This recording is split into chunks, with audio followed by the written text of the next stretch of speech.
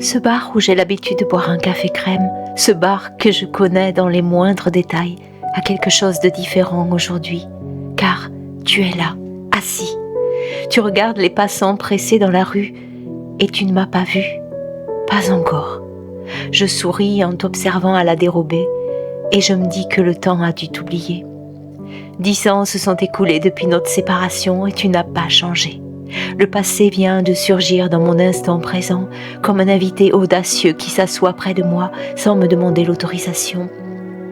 Dois-je partager ce moment avec toi ou rester là, discrète et invisible? Puis-je ouvrir sur ta vie d'aujourd'hui la porte qui vient de s'ouvrir sur la mienne? Tous ces souvenirs que j'ai mis un temps fou à chasser de mon cœur, à verrouiller dans un coin de ma tête, s'échappent comme des oiseaux enfin libres qui s'envolent de leur cage soudainement ouverte pour aller se poser près de toi. Je me souviens du parfum de tes promesses, de ton rire qui rendait tes yeux pétillants, de la chaleur de tes bras qui me rendait unique. J'ai mis du temps à oublier, à ne plus souffrir, à continuer sans toi. Trop de temps. Et aujourd'hui, après avoir atteint le sommet de la montagne où je souhaitais cueillir ma libération, un seul regard posé sur toi dans ce bar si familier, et me voilà à nouveau au pied de cette montagne que j'ai gravie chaque jour un peu plus dans l'espoir de t'oublier. Tout est à recommencer, la bataille des souvenirs, les nuits sans sommeil où je repasse le scénario de nos moments ensemble. Tout ce que je croyais avoir définitivement vaincu revient à moi dès le moment où mes yeux se posent sur toi. Retour à la case départ. Et si je m'invitais à ta table? Et si je commandais un deuxième verre en demandant au serveur de te l'apporter? Si je changeais de place pour te tourner le dos et oublier que tu es là? Pourquoi tu ressurgis dans ma vie comme ça? Pourquoi tu as choisi ce bar? C'était le mien. Sans toi, sans nous, en tête à tête, moi avec ma solitude chaque jour à la même table.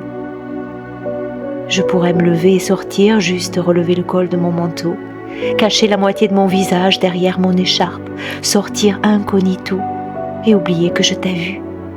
Non, c'est pas juste. Je ne veux pas être la seule pour qui la porte du passé s'est ouverte à nouveau.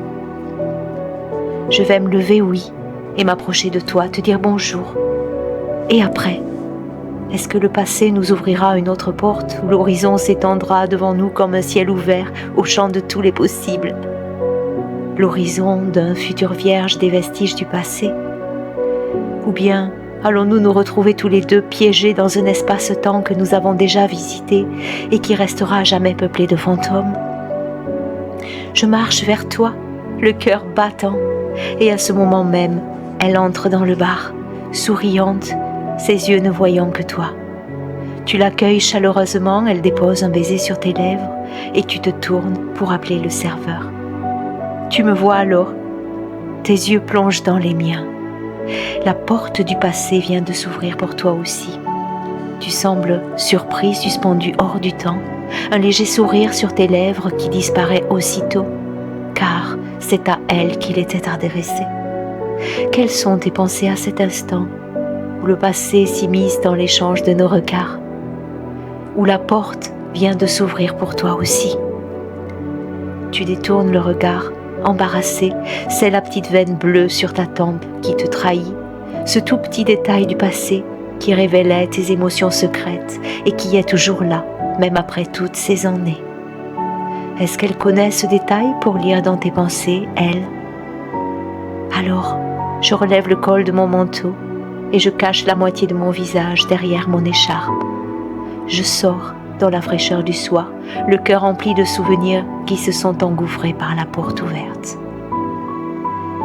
Le passé peut ressurgir dans nos vies à tout moment, sans avertir, juste pour nous rappeler que l'amour n'est pas un souvenir, mais bien un sentiment qui existe hors du temps et bien au-delà de la mémoire.